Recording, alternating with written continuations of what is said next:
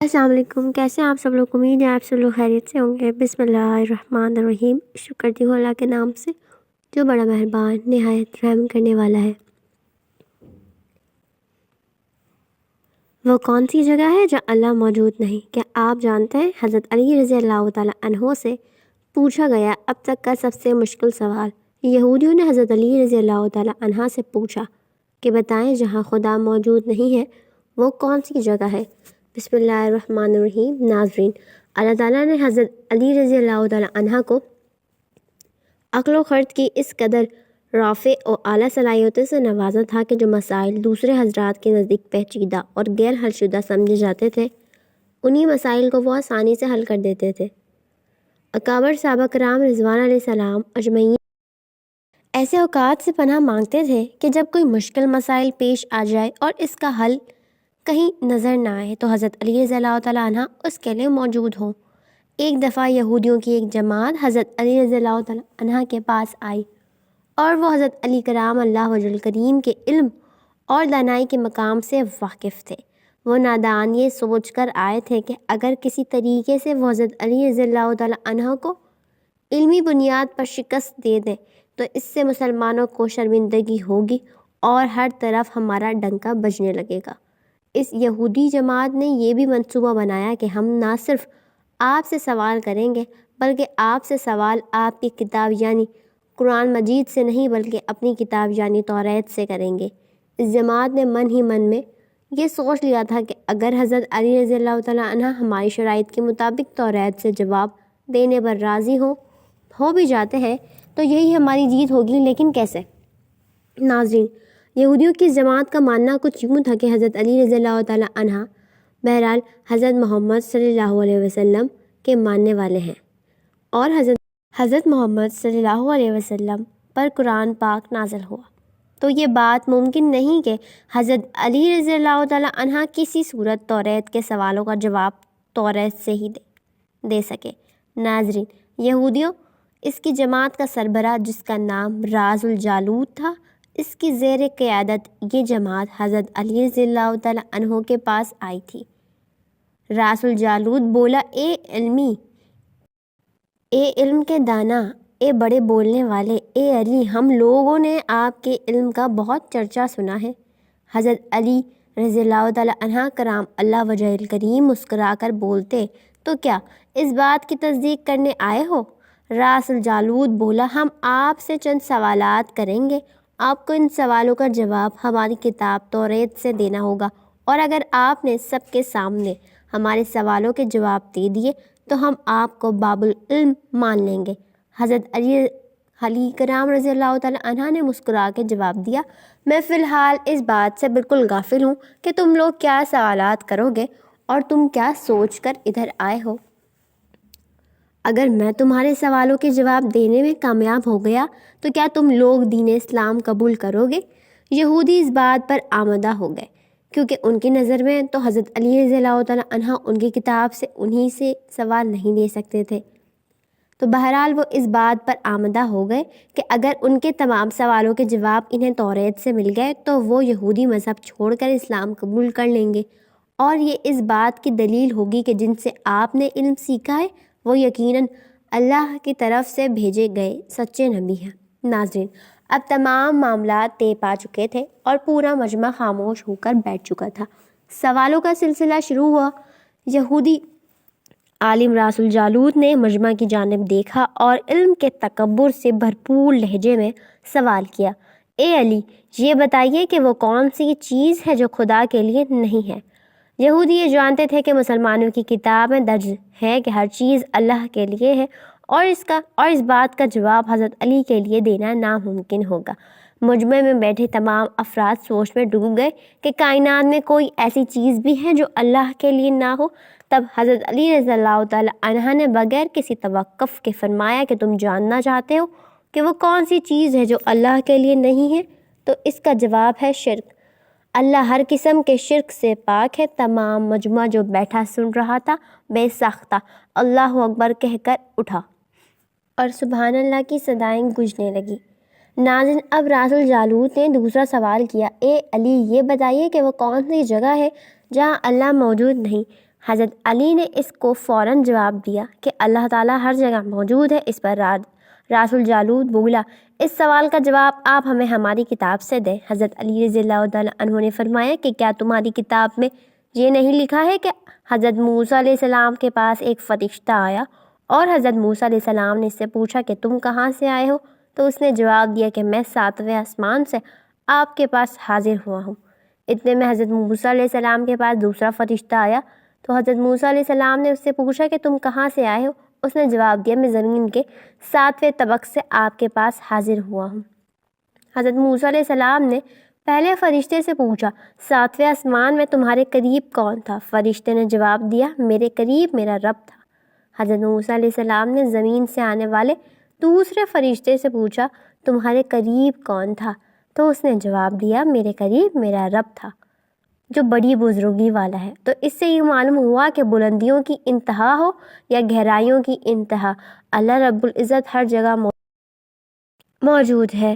ناظرین، راس الجالوت اب تھوڑا گھبرا گیا تھا یہ دیکھ کر کہ حضرت علی رضی اللہ تعالیٰ عنہ نے اس کے سوالوں کے جواب اس کی کتاب سے ہی دے دیے تھے۔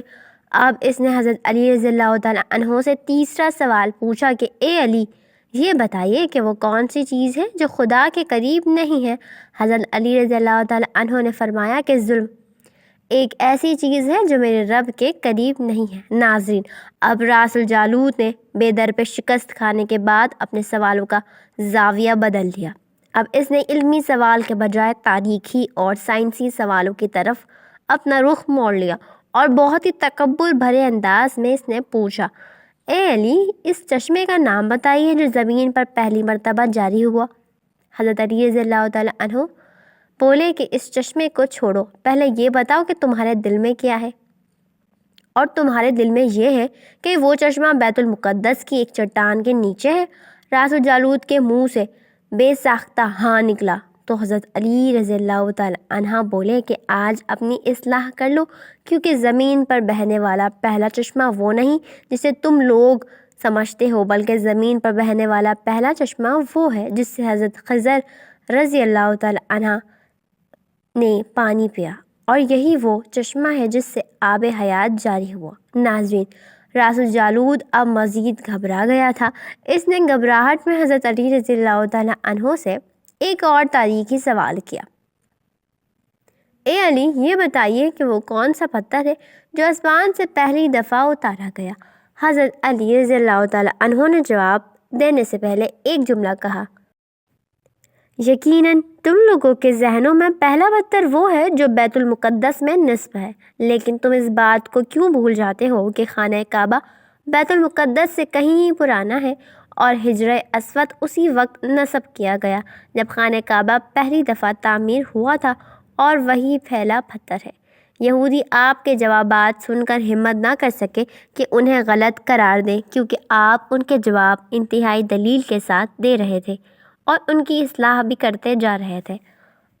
اب کی بار راس الجالوت نے ایک سائنسی سوال پوچھا۔ اس نے پوچھا، یہ بتائیے کہ وہ کون سی چیز ہے جو مسلسل کم اور زیادہ ہوتی رہتی ہے؟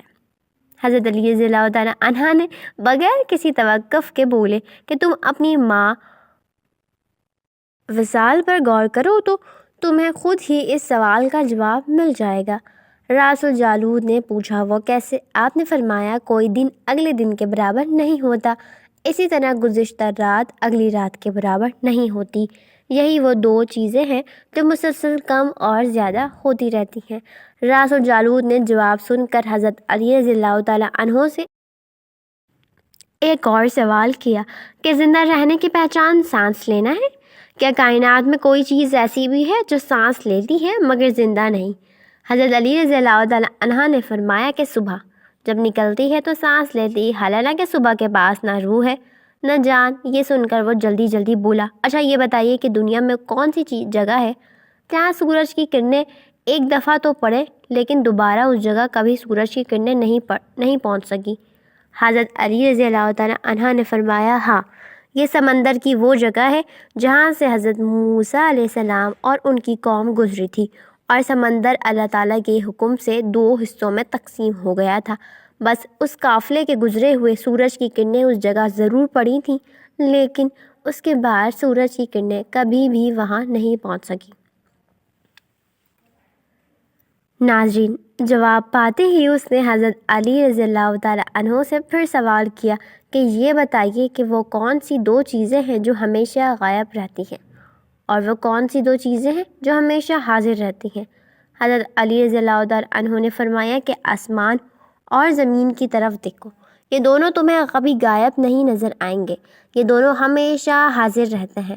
اور موت اور زندگی کو ڈھونڈو تو تمہیں ان کے بارے میں کبھی پتہ نہیں چلے گا کہ وہ کہاں ہیں اور کب آتی ہیں اور پھر کب جاتی ہیں۔ اگلا سوال رسول جالوت نے یہ کیا کہ اے علی، یہ بتائیے کہ وہ کون سی چیز ہے جس کا خالق خود اللہ ہے مگر اسی کے بارے میں خود سوال بھی کرتا ہے۔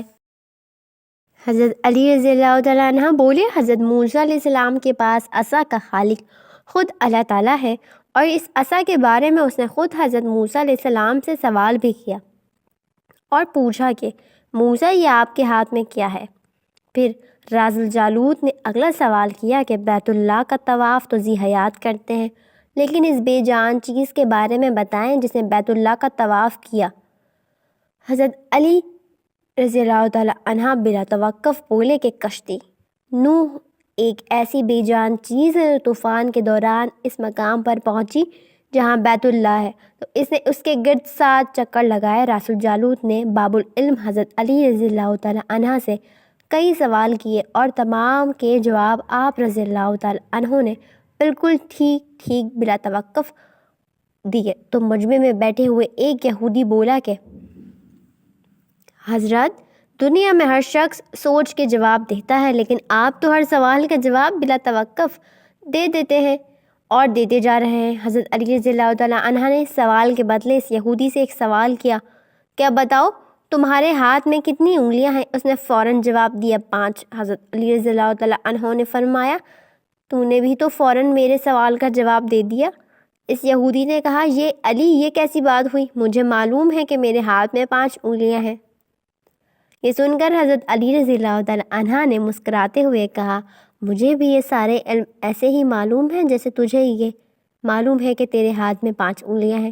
یہودی نادان نہیں جانتے تھے کہ باب العلم کے پاس کائنات کے رازوں کا علم ہے، لیکن جب انہیں تمام سوالات کے جوابات ٹھیک مل گئے تو رسول جالوت سمیت تمام گروہ نے کلمہ پڑھا اور سب کے سب دارالاسلام میں داخل ہو گئے اور مسلمان ہو گئے۔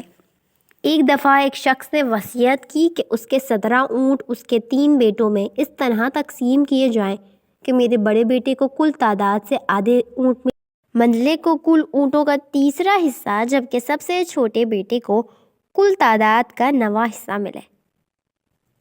اس شخص کے فوت ہو جانے کے بعد شہر بھر کے صاحبان دانش بیٹھ کر سوچتے رہے کہ وصیت کے مطابق اونٹوں کی تقسیم کیسے کی جائے۔ بہت سوچ بچار کے بعد بالآخر انہوں نے حضرت علی رضی اللہ تعالیٰ عنہ کے پاس جانے کا فیصلہ کیا۔ مسئلہ حضرت علی رضی اللہ تعالیٰ عنہ کے پاس پہنچا تو آپ نے فرمایا میں یہ تقسیم کر دوں گا۔ آپ رضی اللہ تعالیٰ عنہ نے 1 اونٹ اپنی طرف سے کل تعداد میں مستعارن ملایا، اب کل اونٹ 18 ہو گئے۔ پھر آپ رضی اللہ تعالیٰ عنہ یوں تقسیم فرمائی کہ جیسے کل اونٹ 18 ہوئے تو پہلے بیٹے کو کل اونٹوں کا آدھا حصہ یعنی 9 اونٹ دے دیے، اور درمیانی بیٹے کو 1/3 یعنی 6 اونٹ دے دیے، اور تیسرے کو 9واں حصہ یعنی 2 اونٹ دے دیے۔ اس طرح کل اونٹ تقسیم شدہ 17 ہوئے۔ اس کے بعد آپ رضی اللہ تعالیٰ عنہ نے اپنا ادھار دیا ہوا اونٹ واپس لے لیا۔ یہ تھی ناظرین حضرت علی رضی اللہ تعالیٰ عنہ کی ذہانت کی مثال، جن کے سامنے کوئی بھی بات ناممکن نہیں تھی۔ اللہ پاک ہمیں بہتر عمل کرنے کی توفیق عطا فرمائے اور ہمیں نیک کاروں میں شامل کرے، آمین۔ ناظرین، کمنٹ باکس میں اللہ کے 99 ناموں میں سے ایک نام ضرور ٹائپ کریں۔ اپنا بہت خیال رکھیں، ملتے ہیں نیکسٹ ویڈیو میں، جب تک کے لیے اللہ حافظ۔